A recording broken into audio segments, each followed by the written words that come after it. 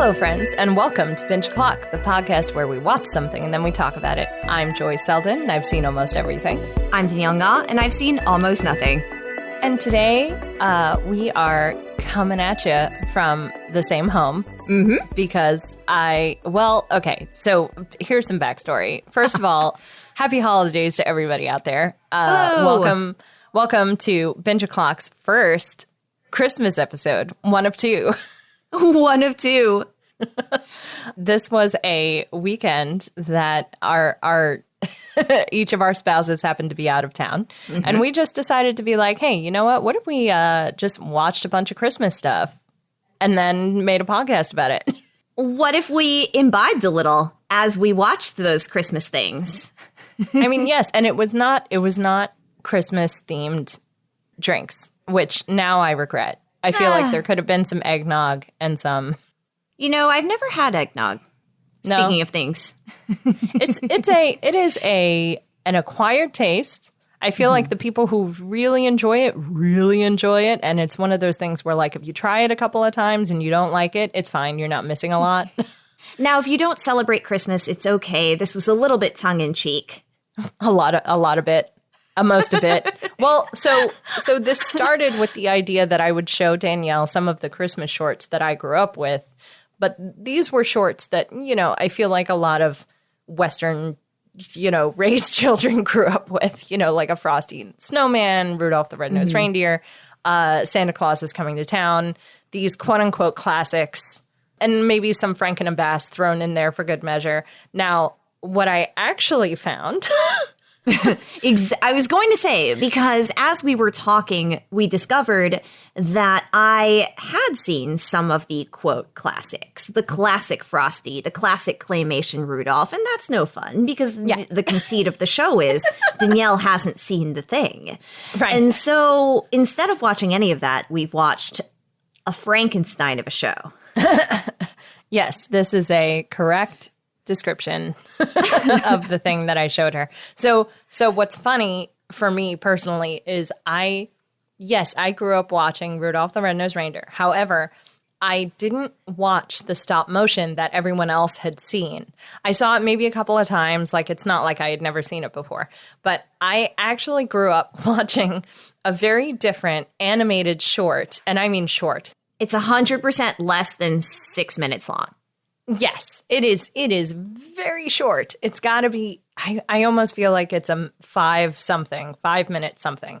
And it is different. I feel like this particular short takes the Rudolph myth, fable, story. Folktale. Story. We'll go with story. Takes the Rudolph story in somewhat a different direction because it really paints you a picture of reindeer society in giant quotation marks. Wait, before we get into reindeer society, because we are going to get into reindeer society, do let us tell you, dear listeners, that we are not going to spend 47 minutes talking about this one 5-minute short. True. What we discovered is that this 5-minute short is part of an anthology of a thing called Christmas Cartoons. And there are 14 shorts that are part of this nearly 2-hour, I don't really know what to call it because I will not use the word masterpiece. Extravaganza? Extravaganza. I feel like that's a good word for it. It is a collection of oddly I can't even describe it. We're going to get into it. We're going to get into it, so it's fine. But it is currently available if you have Amazon Prime. It is available for you to watch. It is about 2 hours. Not all of the cartoons are very good.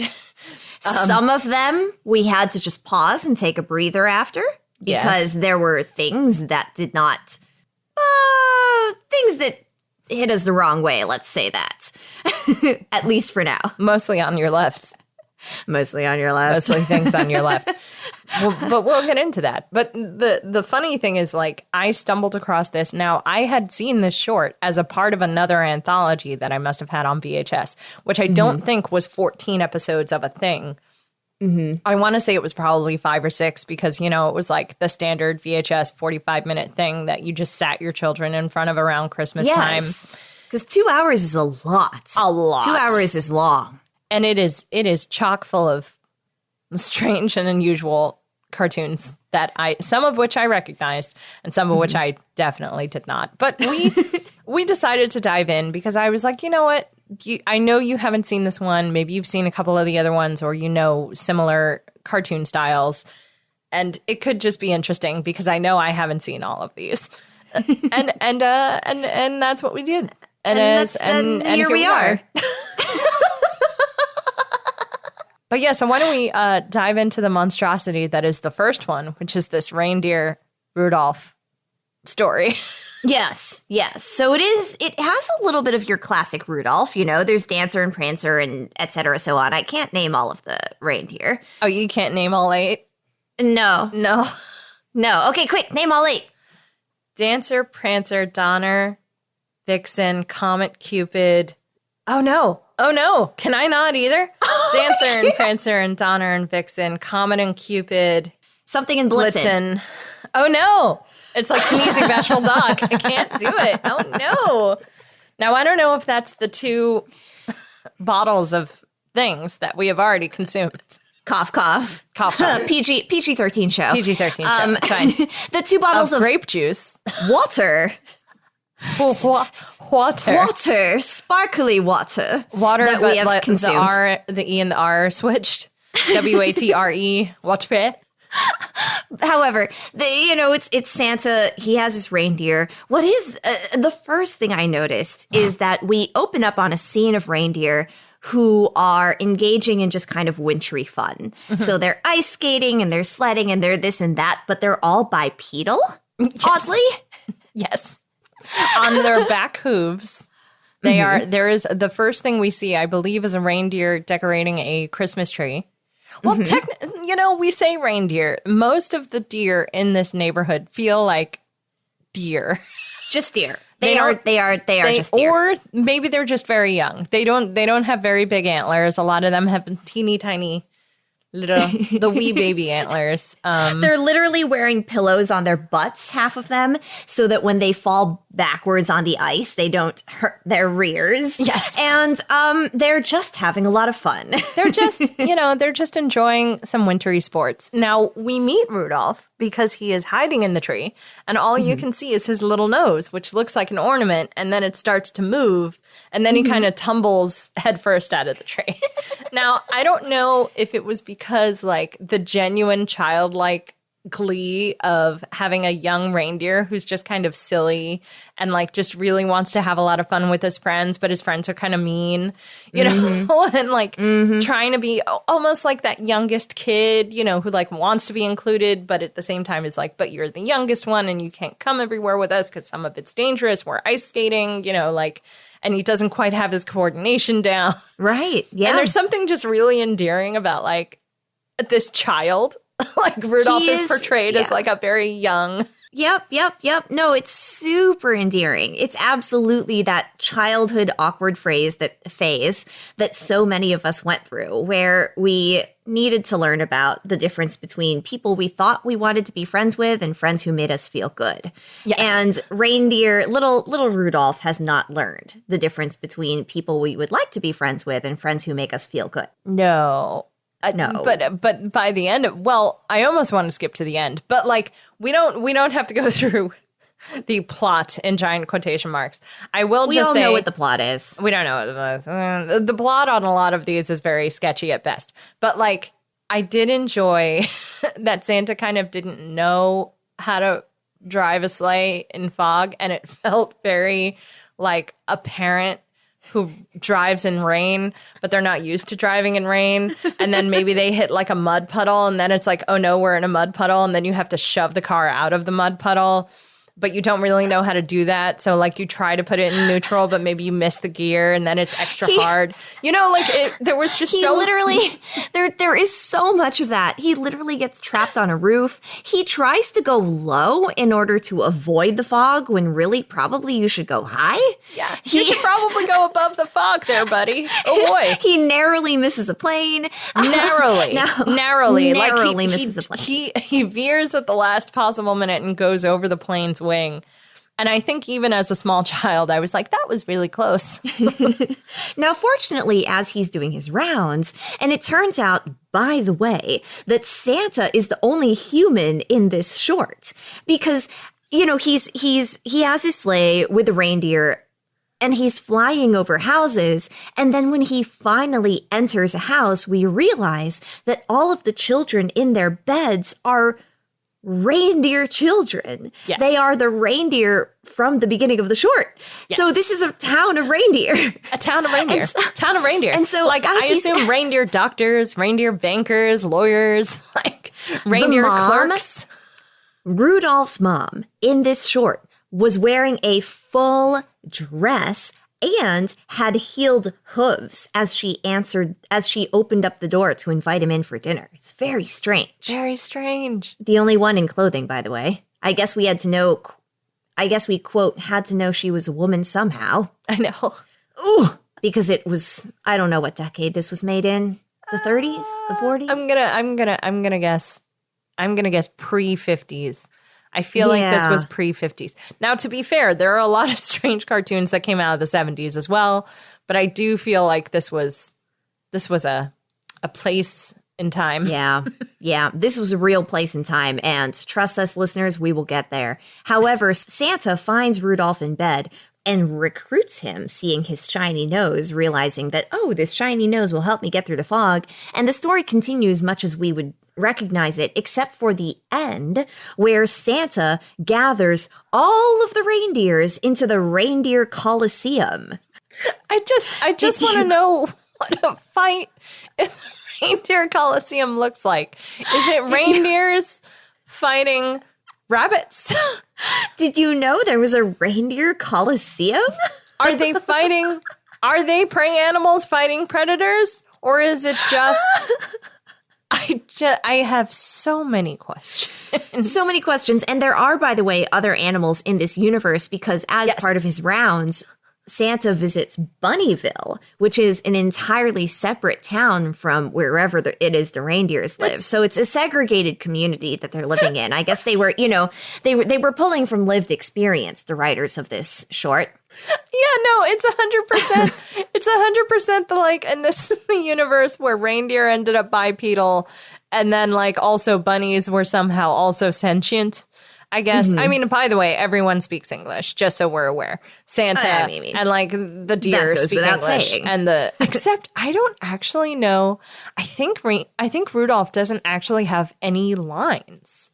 I think he hears the insults of the other reindeer and he hears his mother, but I don't think he ever actually says any. No, sorry. He does say something at the very, very end. He says, "Merry Christmas to all and to all a good night." He really does. And this is after. So Santa gathers all of the reindeers in the Colosseum together and tells them that as they know, being a reindeer who pulls Santa's sleigh is just the highest, most, what is the word I'm looking for? Most prestigious. Nice. That was also in sync. The most prestigious job a reindeer could ask for. And then, because Rudolph has done such a good job, Santa appoints him commander-in-chief of what? I'm unclear. All of the reindeers of... President of reindeer. He is now the president of reindeer. Rudolph turns red from head to toe in delight.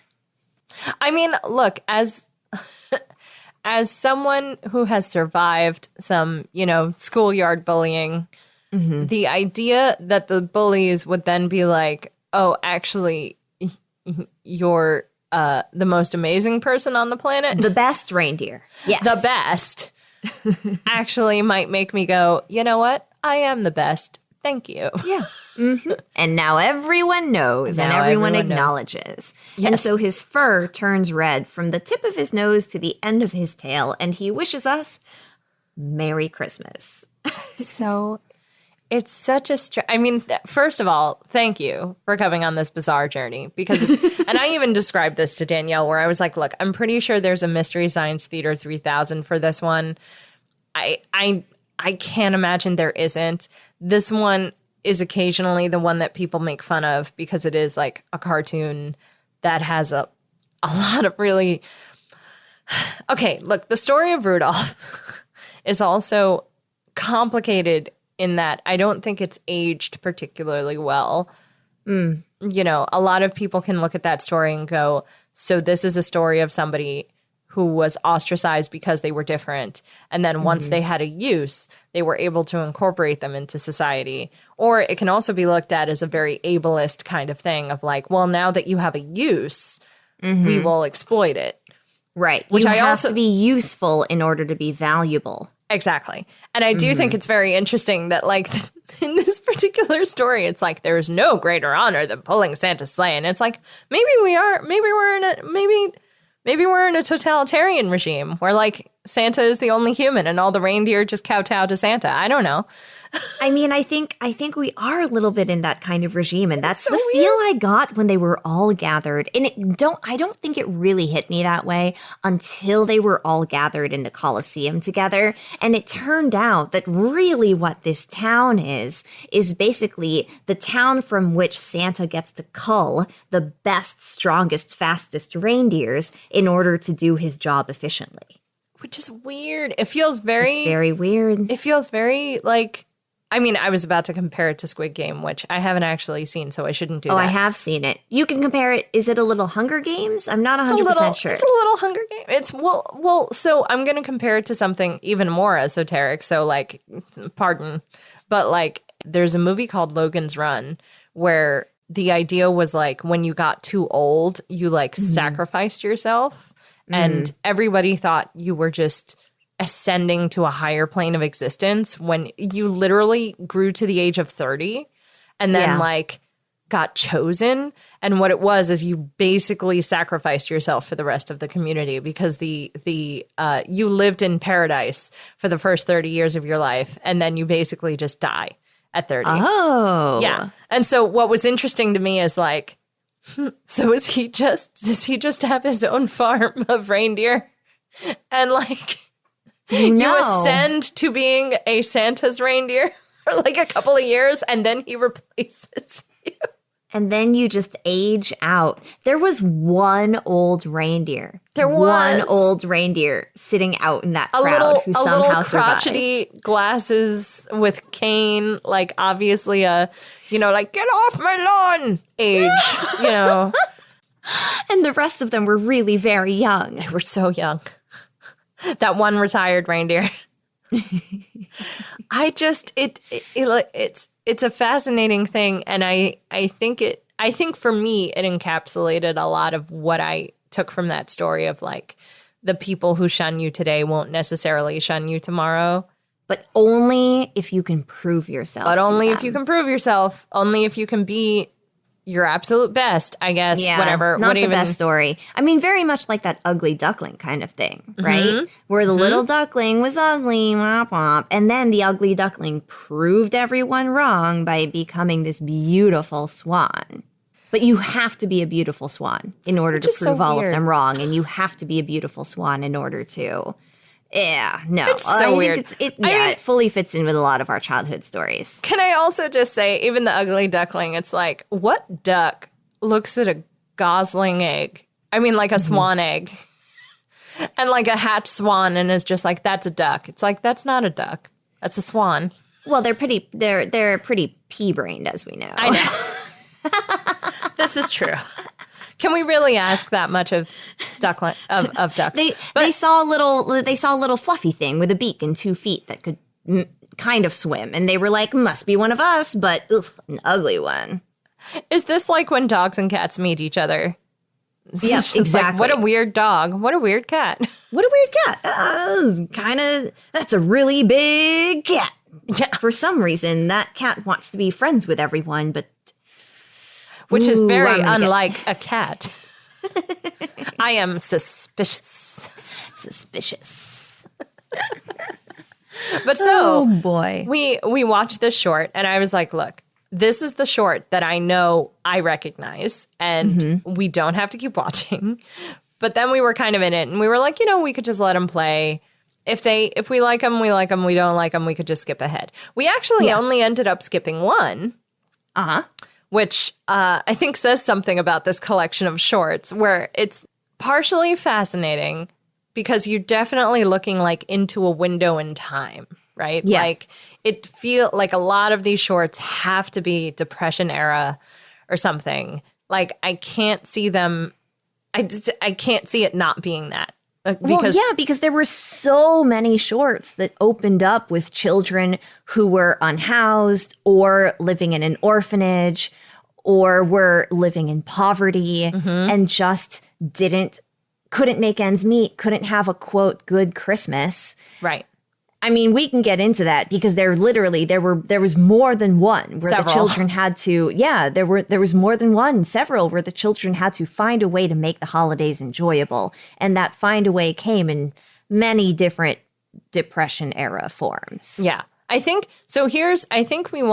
let's circle around to like the animal ones and then come back to the kid ones. Cause I feel like we want to talk about the uncomfortable one in the middle there. I don't want to end on the uncomfortable one. Listeners, there was an uncomfortable one, and we will get to it at some point. And just so you're aware, if you do watch this, like trigger warning, there is definitely some coded blackface, some out and out blackface, definitely a lot of stereotypes sort of sprinkled in. They're not the focus of most of the shorts.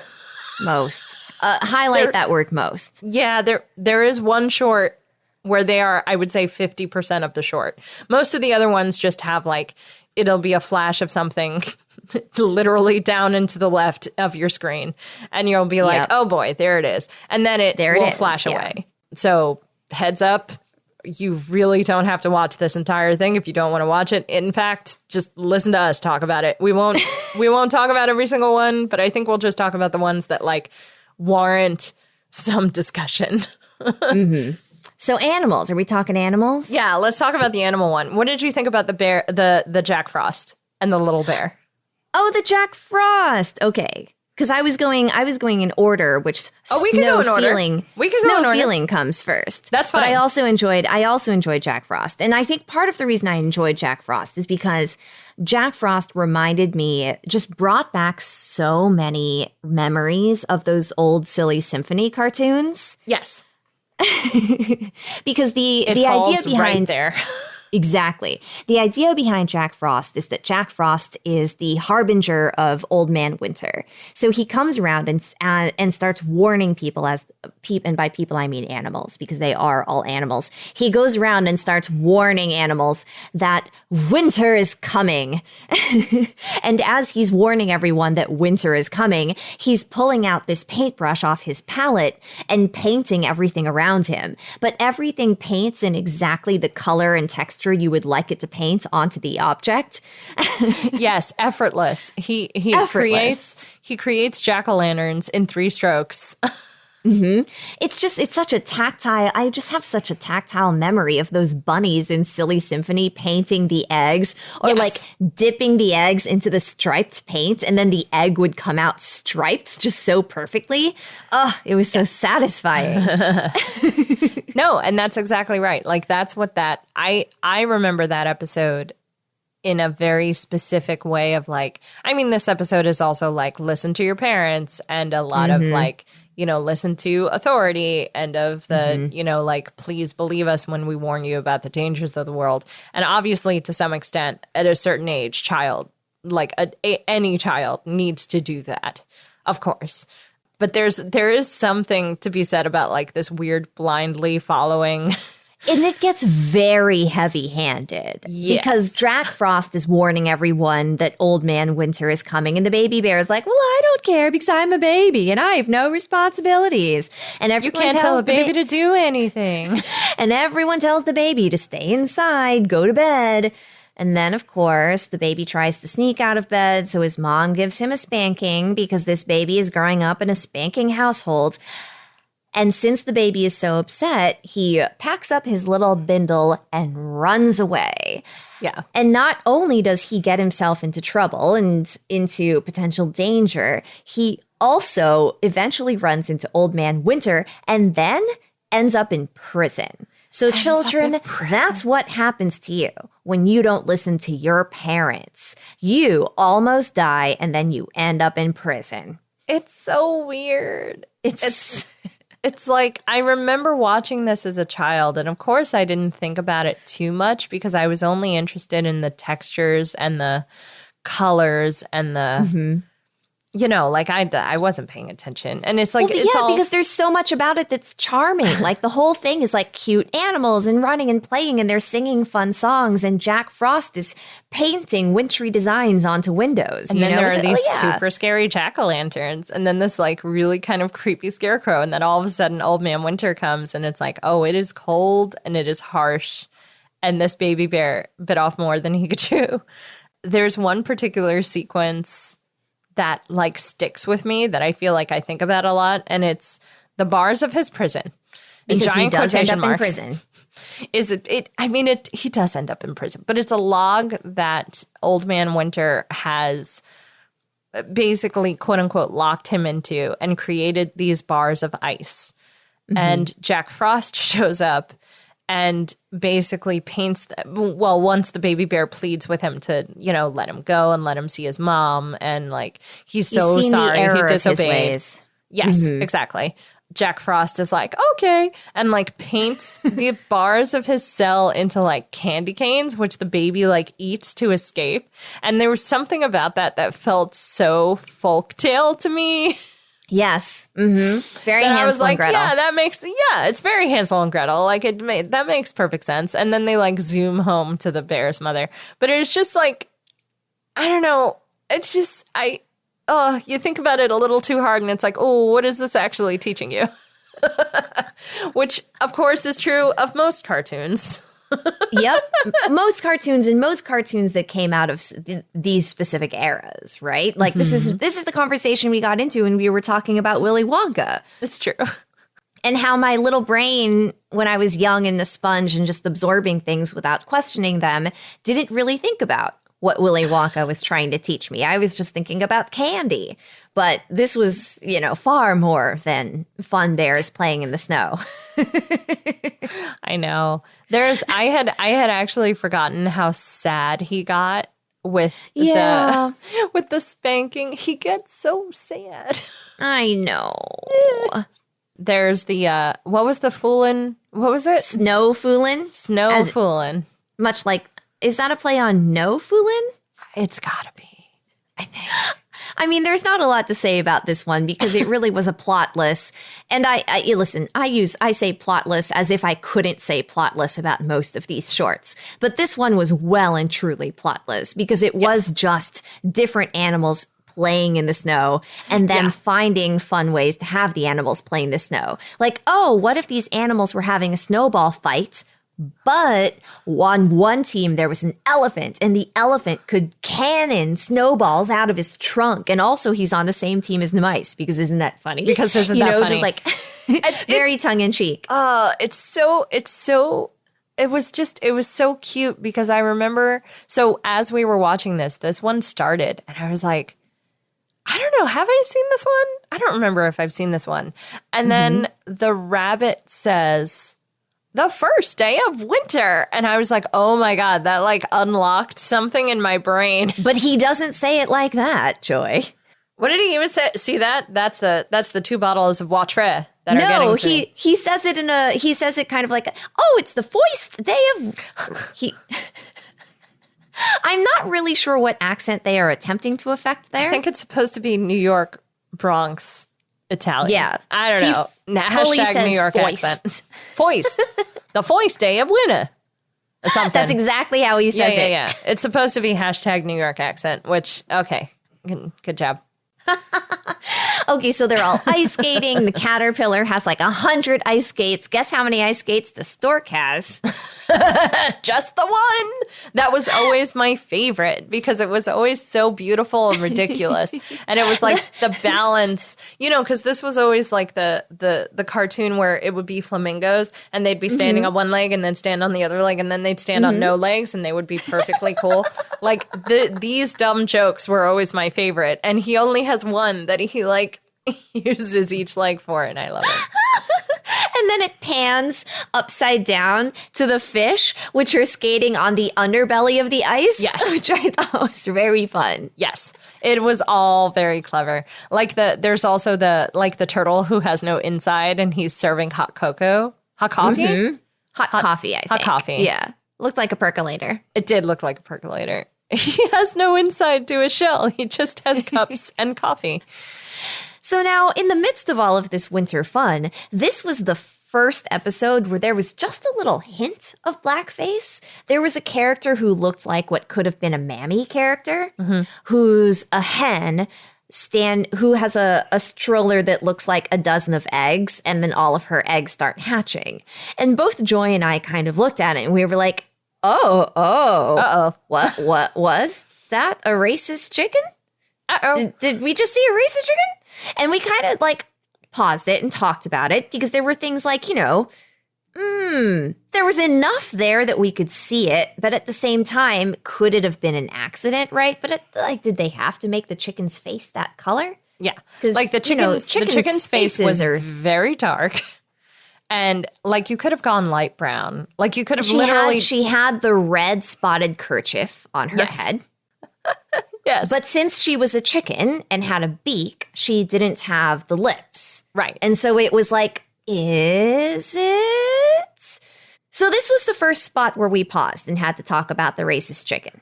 Yes. We both had a moment and it was just like, look, I don't know, but this is definitely the era in which this thing would have been happening. So...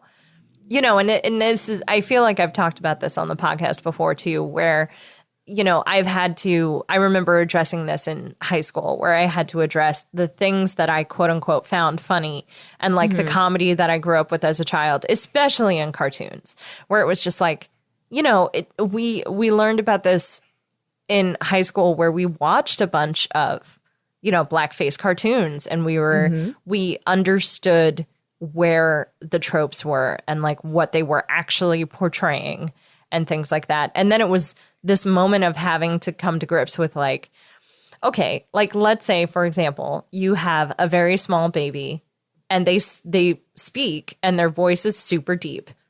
That's very funny. That's like a cornerstone of comedy for, I feel like, a bunch of cartoons I saw when I was younger. I mean, like Roger Rabbit comes to mind with like a little baby that has like a very deep voice. And then I was just like, oh no, is this rooted in something really awful? Oh no, because the answer is yes, right? And the answer is yes, because there was definitely a cartoon of a very small black baby. It's like in blackface, huge lips, just having a very deep, bassy voice. And I was like, oh, no. Yeah. And then like eventually over time, they stripped away the blackface and the trope was left. So people forgot where it came from. Exactly. Now, was the chicken racist? It's kind of hard to say.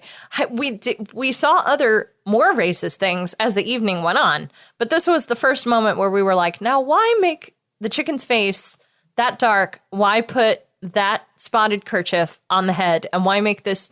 I mean, chickens are round, yes. But like a round chicken taking care of chicks is suspicious. Okay. So we kind of stuck that in the back of our heads as like, let's keep an eye on this. And granted, again, we all know we're watching 30s and 40s cartoons, right? It's going to be there. It's going to show up. We go from Snow Foolin' to the one episode we decide to skip. It's true. It was, look, I can probably tell you with most certainty that there was probably no blackface in this one because it seemed to be a vaguely Russian something. And we just weren't into it. Yeah, and we kind of just like skipped like 10 seconds ahead at a time. And so we experienced it in a funny way, much as I think the writers of that short meant us. Space shark. Yes, there was a sky whale for sure. There was a Jesus lion. Got to have a Jesus lion in a Christmas short. Yep. And I'm pretty sure that at the end of the little short, it turns out that everything that happens to the little boy was a dream. So fine. We basically went through it in dream sequence anyway. Yeah. And it like he's trying to see his dad in Antarctica. And that was about the only plot I really understood. It felt very you know, like Polar Express, but not like Polar Express, even without that plot that was in Polar Express. Very, very not plotted Polar Express. Okay, so then the next two shorts after that were also both animal themed. Yes. One was very strange. Featured a dog who is sleeping kind of cozy, and you think it is going to be a cozy Christmas story. Here's a knock at the door, and we were like, oh, Santa has arrived. You know, like perhaps Santa is going to bring the dog some treats. And it turns out what has been delivered to the dog are 3 puppies. Who look very much like the dog. And have one black ear, just like the dog. Black ear, and have the same dog, coloring. The dog does not remember these babies. Yeah, the dog is definitely. First of all, the puppies arrive in a basket.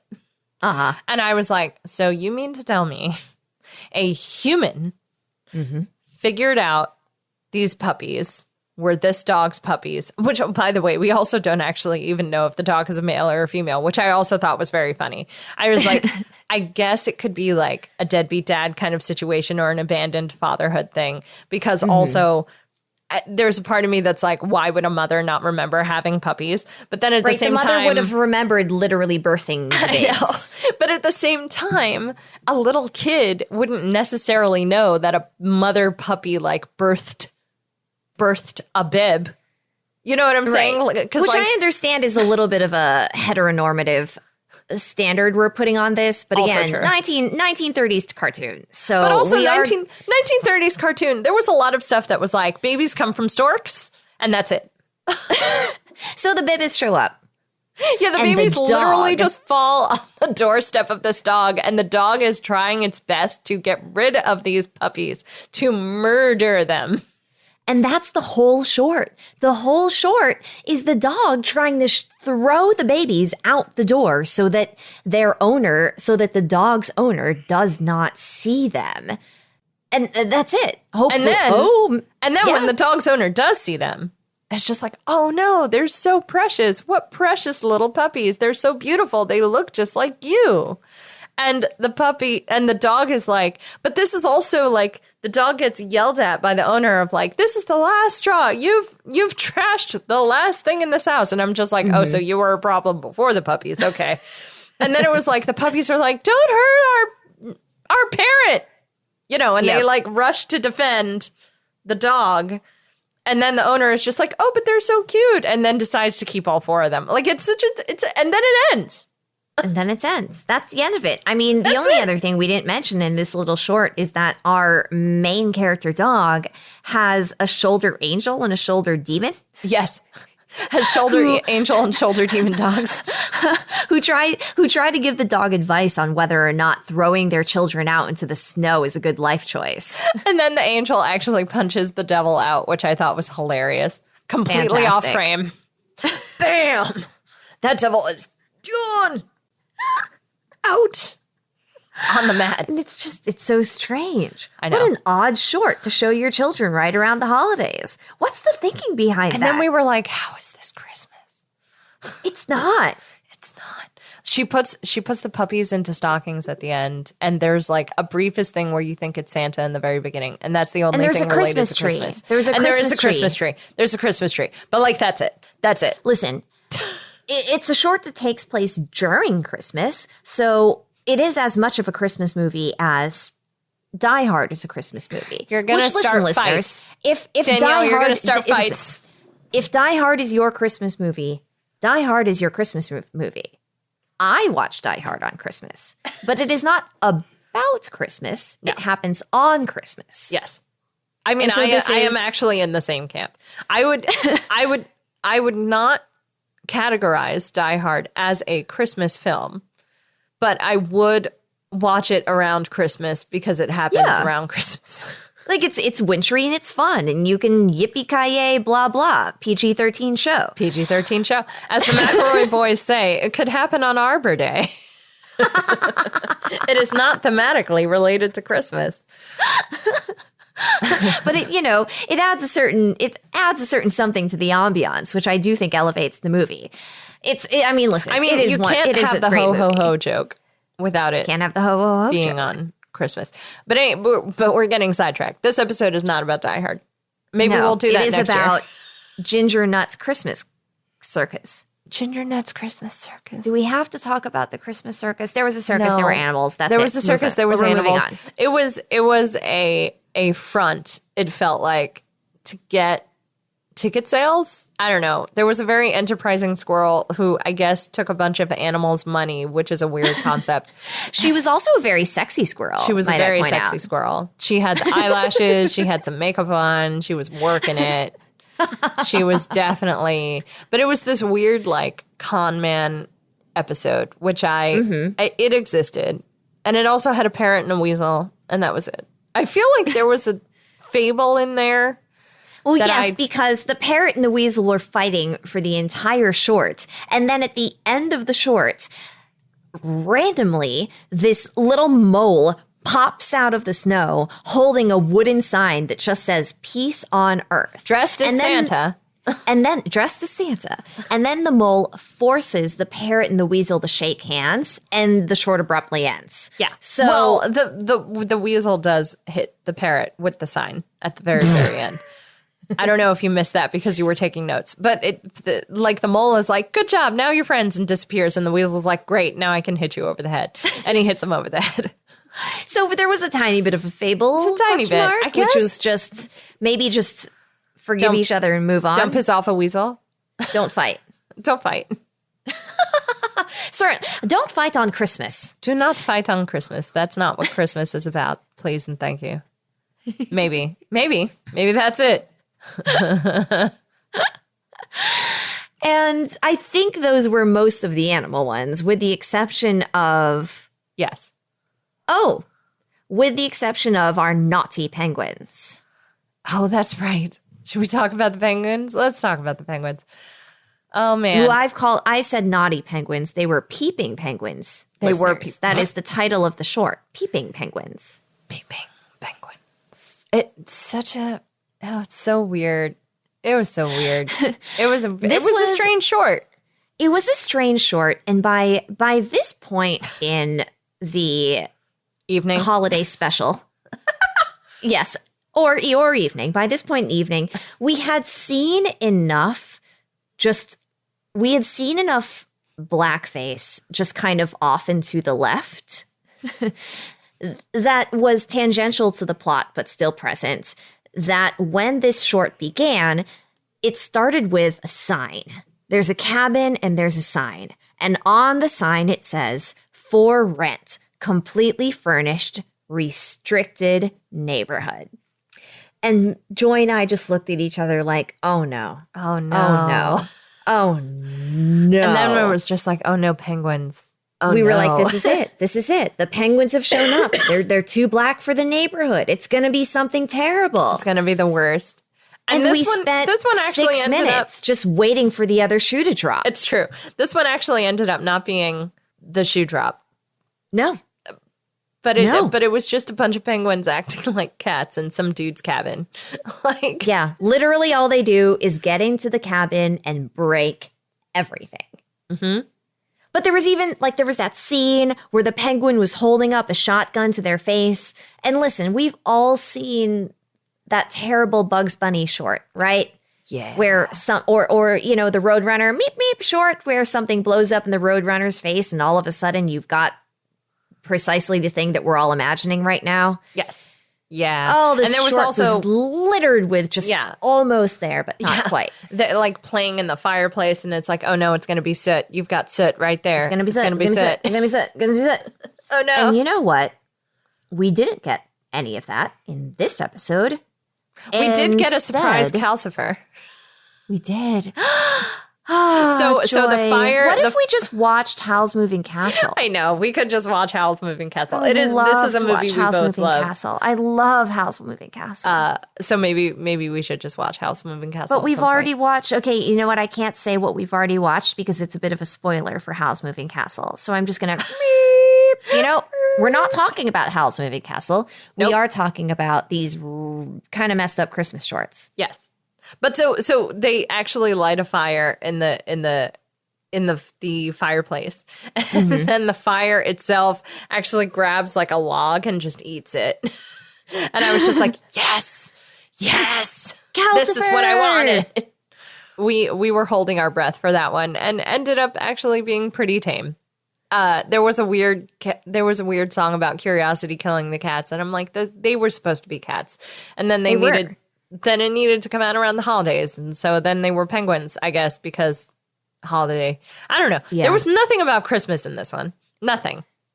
I don't know what Except connected penguins. it other than winter and penguins. I guess the cold. So I think that very nicely wraps up the animal episodes and brings us to, because, we were waiting the whole time for that episode to be so problematic.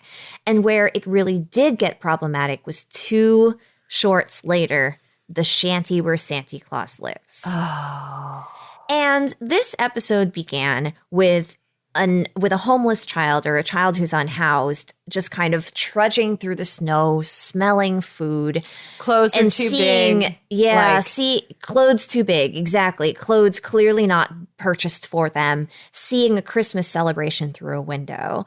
And this, it kind of fell in line with a lot of the other shorts we'd seen so far, because there were so many shorts in this little anthology that were about orphans, children, or unhoused children finding a way to make their holiday special. Should we talk about these children? Because we haven't talked about these children. It was always inevitably like inevitably a kindly man found a way to bring them holiday cheer. Yeah. That's how they all ended. So it was, I think we can let's touch a little bit on some of the other episodes. So there was also one where it took place in an orphanage and all of the gifts were either broken or hand-me-downs, or they didn't work. And so a lot of the kids would open their gifts and every single gift failed somehow. And so it's 12 kids just crying. And there was this kindly old man who was passing along, and he was an inventor, and he hears these kids crying and he's just like, I got to think of something to make these kids happier. And he goes into their kitchen and basically fashions them gifts out of things that he finds. Now, the physics in this episode are something out of Fringe. They don't exist. But no, but it had the same counts. It had the same kind of charm as striped paint that creates a striped egg. Yes. He's just he's throwing everything together and putting it together in a way that was so viscerally satisfying. It really hit that nostalgia bone hard. No, it did. And there were so many great moments of he was spinning out the nails and creating airplanes out of a spoon and a it was such a percolator train. The percolator train. I want one of those things. It's pretty great. It was such a cool tactile episode, and you could feel everything that was going on in this episode. So this was a train, listeners, where the front of the train was a percolator, like a coffee maker, right? And then all of the cars on the train were the teacups. And then he had put the saucers, one on the other side of the teacups, as the wheels on the train. Wheels. And then as the percolator is bubbling along, it's creating the steam that is moving the train forward. It was beautiful. It was beautiful. I mean, look, definitely not how percolators work. You would have to adjust a bunch of stuff to actually make that happen. But for cartoon purposes, it was perfect. It was such a beautiful design, and it really spoke to this magical, what I think a lot of kids think about with Christmas, especially, where it's it's got this magic and things can just happen, this miracle nature. That is a good example of one of the better. I mean, the Dreamland one was fun with a real twinge of sad. Yes, the Dreamland one was sad with a very happy ending. And just real quick on the Dreamland one was two kids who were dirt poor, very hungry, barely had clothes. They dream about this much better life that they have. And they're such poor, hopeless children. They go around collecting wood for the fire from town. And while they do this, the guys in town leave the wood out for them. And they watch them go home, and like one of the kids doesn't even have shoes. And the town basically comes together to give them a really lovely Christmas. And it is a very nice, like, the goodness of people, which are some of my favorite Christmas stories, where like the people giving out of the goodness of their heart kind of thing. And I really love that. There was some great Wonka style things that happened in that episode, though, because when the kids go to sleep that evening, they go into dreamland with this little song, and they wake up in a land where there are entire fields of popcorn that are constantly popping. And what the kids do is they're walking around with buttercups, which are flower shaped, and they're cups of butter, and the popcorn falls into the butter, and then they get to eat the buttered popcorn, right? So there are these there are fields of ice cream cones. And as they take the ice cream cones off the fields, these huge calla lilies pour like syrup, yes, onto the tops of their cones. Whatever syrup you want. I mean, because it looks delicious. listeners who have been tuning into this show and understand me and the way my mind works, this was one of my favorite shorts, because the entire short was me just dreaming about eating everything that was on the screen. I did also, I really like this episode because it also had two different types of animation style, where they seemed to have like either a still image or maybe even like a painting that they were going over, and then they had the cartoon on top of it. Which I really love to see, because there are textures that you just don't see when the entire thing is animated. Which parts of it, but like specifically in the dreamscape, they did a bunch of stuff that it was like you really got the texture of a cake, and like and like they were riding graham cracker cookies around a cake that rotated, and like it was just such a neat thing for them to do, and it's just such a like what a beautiful dream for these children to have. I think we put it off long enough. So the episode, which is covered in blackface, it's episode 12 of 14. So if you're interested in seeing some but not all of this, just keep watching, and then when you get to number 12, the shanty where Santa Claus lives, just skip the next 8 minutes. It is just skip them. It's really easy to tell because it's one of the only ones that is only in black and white. It's one of two, I think. The other one is like the Little King. I think is that one in which black is also funny, but we'll talk about that. That one's funny. That one's funny, but for different reasons. But like the shanty where Santa Claus lives. It's like as soon as I saw the title, I was like, oh no, because all I could think of was like, I bet it's misspelled for reasons. Yeah, and then we were disappointed, but not for the reasons we thought we would be. And it's just oh boy, the short version is he basically goes with Santa because he has no one else. He is very poor. He has no money. He has no food. He barely has anywhere to stay. And in my headcanon, personally, he just like died. Like he walked into the cabin and died. And then going with Santa was quote unquote him going to heaven. And basically he ends up in the shanty where Santa Claus lives, and all of the toys are alive and dancing and singing, and the majority of them are racist caricatures. Yes. Yeah, almost all of them are racist caricatures. There's a name. Absolutely no reason. There's a name for that. And that's there isn't even a plot. Oh God, there isn't. It's so bad. That's the entire thing. The boy enters the shanty and then watches all the toys play. But they're all racist caricatures. Yeah. It's bad. And it is I think there's not a lot for us to say about that. And it really just runs the gamut in terms of what is present in this episode. There is a racist jazz band. There's a white baby that falls into some soot and comes out in blackface. It's all of the above. It's everything. It's just so, I don't even remember, what is it even called? There's like a There's a lot. name. There's, I mean, you know, it doesn't even really matter because it's just a bunch of racist caricatures that shouldn't, that have no reason to be there. And So I suggest skipping episode 12. you're not going to lose anything. Absolutely nothing. And maybe you'll even feel better about yourself if you don't watch it. If you would like to watch a short about toys, they actually do have a different short, number 9, called Toys Will Be Toys, which is problematic in a different way, but it's funnier, I think. It is At more least funny. It's not racial. Yes, because Toys Will, exactly, at least it's not racist. Because Toys Will Be Toys opens, it's midnight, all the animals wake up, and then there's a little toy parade, and the toys are very charming. They are very 30s and 40s charming. There's like a Humpty Dumpty that falls off a wall, but then comes back together, and then falls off a wall and comes back together. Yes. There's a, I don't know, there's a cute little turtle that's a wind-up turtle. I mean, I love that turtle so much. He pokes his head out.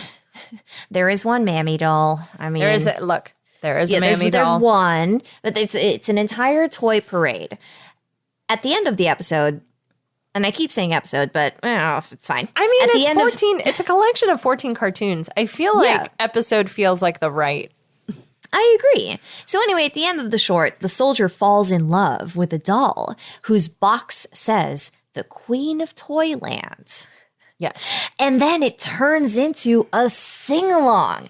They literally start singing a song with like as if everyone knows this song. Yes, with a karaoke bouncing ball, as if everyone knows this song called Oh You Beautiful Doll. And it's so weird because it's not the only sing-along of this anthology. Like there's that sleigh ride sing-along. But in the sleigh ride sing-along, they're actually singing a song that many people know. Yeah, jingle. It's just Jingle Bells. Like it's it's da da da da da da that one. No, I don't know what it was. Jingle Bells. Pretty sure it's Jingle Bells. I clearly don't know Christmas what it is. sleigh ride song. You know what? Whatever song you're thinking of, listener, that's the song it was. Insert Christmas sleigh ride song. Regardless, they're singing "Oh You Beautiful Doll." Yes, as if we all know the song. The doll becomes a giant woman. It does. Just kind of periodically throughout the sing-along, which is kind of my favorite thing. Steven Universe fans, you know exactly what I'm referencing. Woman. Probably the only thing that's off-putting about it. Yes. Is that she wakes up and she is a literal baby. Yeah. All she can say is, Mama. And she's like a baby doll. She wanders over and the soldier kisses her. And we actually had to rewind it because I was like, that can't possibly be what he said. And then it's like he kisses her and her eyes roll back in her head. And then she says, Papa. And I hated it. I hated it. I hated it. As soon as we proved it, I hated every minute of it. And I was like, oh no. And I was like, you know what? It's a cartoon. It's a cartoon. It's a cartoon. It's a cartoon. It's fine. This was the problem. This was the biggest problem with watching cartoons as an adult, where I was like, oh no. Oh no. Oh no. Oh no. Yeah. Like, look, at least my Rudolph cartoon wasn't weird like this. See, that's the funniest thing about this. I think the funniest thing about this little anthology is that the whole reason we watched it was the very first short in the thing. Yes. And then we proceeded to watch 13 more mildly problematic shorts. Now, to be fair, some of them I did recognize and some of them I did not. And the Rudolph short that I knew and recognized was in an anthology of its own when I had originally seen it. So I don't know how many of these were in that, but it definitely wasn't 2 hours. So like, I want to say it was this one, like it was Rudolph and maybe Jack Frost, and the little bear, and like maybe it's the first day of winter, like that one, like those ones. I'm like, that feels right. Like, I feel like all the animals were together. I feel like I probably saw all the animal ones. Yeah. Fewer of the impoverished children episodes. Did you see the candle making episode? No, I did not. The very Yeah. interesting, that's actually my one more thing is the candle making Protestant episode. candle making episode. You know, It we might as feels well very end on the Protestant. candle making episode because we are nearing the end of this podcast episode and We do are. need to talk about our one more things. We do. We need to start wrapping up. But Likely mine was going to be the candle making one anyway. oh, perfect. So we can just share. We can just share. Yeah. Look, it is it felt very Protestant. And I say that as someone who's half Protestant. It was a very fundamentalist Christian episode. It was. It felt so, candle maker in town. He makes candles, obviously, and he makes two large is it for the sacrament? See, this is how good a Christian I am. I don't even really know, but it's like two. So he makes the large white candles that sit on the altar during the Sunday service. Yes, during the Sunday service, and he has done this for several years. And his son works in the candle making business with him. And every Saturday night at about 4:00, he brings over these giant candles for the Sunday service the next day.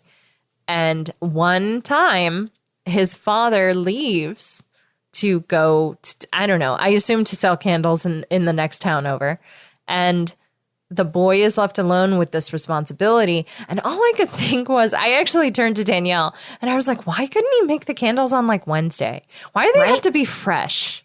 What if he just made them in advance and then went on his little journey? Why? But he doesn't. Instead, what he does is he leaves this hugely important job to this boy who is nowhere near responsible enough to have it because the boy gets distracted by this cute little mouse His pet little that he pet has. mouse. Then he keeps it in the front pocket of his shirt. He keeps in the front pocket. It's so cute. It's very cute. And now, since he's so distracted by the mouse, he leaves the candles until absolutely the last minute, panics, tries his best to finish the assignment. And listen, we've all been there. And since he's panicking to finish the assignment, he forgets to put the wicks into the candles. Yeah. And so when they go to light them the next day, only one of them lights and the other one just kind of creates a bunch of black smoke and doesn't stay lit because it doesn't have a wick in it. And it's, and it's this sad moment of like this perfect thing that the candle maker had been doing for them all these years, being tarnished by their son. And it's just such a big deal. Big. They both sit just ashamed in the pew as a family. And the boy and everyone, you could just feel the shame dripping off. There's this literally whole a family. line. The boy is just upset in the church pew. They go home. They have a very sad dinner where they all sit silently at the table and ruminate on everything wrong they've done with their lives. And then there's a line where where the narrator says that the boy knows that he had failed his parents and had failed God. Yeah. And I was like, oh. And that the boy eventually says to his mouse, oh God, did you write it down? It was something like, go ahead because I'm going to botch it. What the boy says is, I wish I could be made over as easily as these candles. Mm-hmm. How sad. That's a very, very special Christian place to be. And I have just... Having grown up in a fundamentalist Christian community, I understand that very special place to be. And whew, that was a triggering episode. It took you to a place, an uncomfortable place. That took me to an uncomfortable place, and not in a fun way. Right. with the painting of I keep on going back to the painting with Jack Frost, and I keep on going back to like the fun dreamland ice cream cones. Yeah. Like that took me back to a childhood place that I was very willing to revisit. Like that's a very textural, visceral thing. And this gives you took feels. Me back. Yes, this took me back to a childhood place that I did not want to revisit. No, did not. It is such a very specific Christian feel of this. Why am I trying to get deep at the very 11th hour of this podcast? I'm so sorry, listeners. But I'll try to make this point as fast as I can. But I do think there is a a moment for some Christians who don't fit into the mold of Christianity, who have to reconcile the the teachings of Christ and of well, God made you in his image and every person is perfect and they are made exactly the way God wanted them to be, versus the round pegs that some of the square people try to shove themselves into. And that is a very real place for a lot of Christians, not just, there are some of the quote unquote obvious ones of you can be a queer Christian. There is a place for that, but it is very hard to find the place where you are also accepted within a queer Christian community for reasons. And just, I have a lot of feelings about this particular topic, but we're almost out of time. But we're almost out of time. We're completely out of time, actually. We are about 10 minutes over. Well, 8 minutes over, give or take. Yes, and we spent a little bit of time chit-chatting at the beginning and figuring out the bubbles and taking selfies of ourselves in our very special setup this week. Yes. Danielle did come over to watch some things, so it's very funny. We will, if she allows me, we'll post some pictures on Twitter of her very funny tent setup in my living room where I am recording in the office, and this is pretty great. It's pretty funny. I like it. But no, I think that actually covers everything. Did you have one more thing, or are you good? No, I don't think so. I think that that was most of it. I think that there was a lot in this anthology. There was a lot in this anthology that was really charming. There was a lot in this anthology that was hugely problematic. And there was some in this anthology that was a little bit traumatizing. And that feels like most of what I watched as a child. I got to relive that. It just feels like Christmas. Feels like Christmas. There it is. There's your title. Feels like Christmas.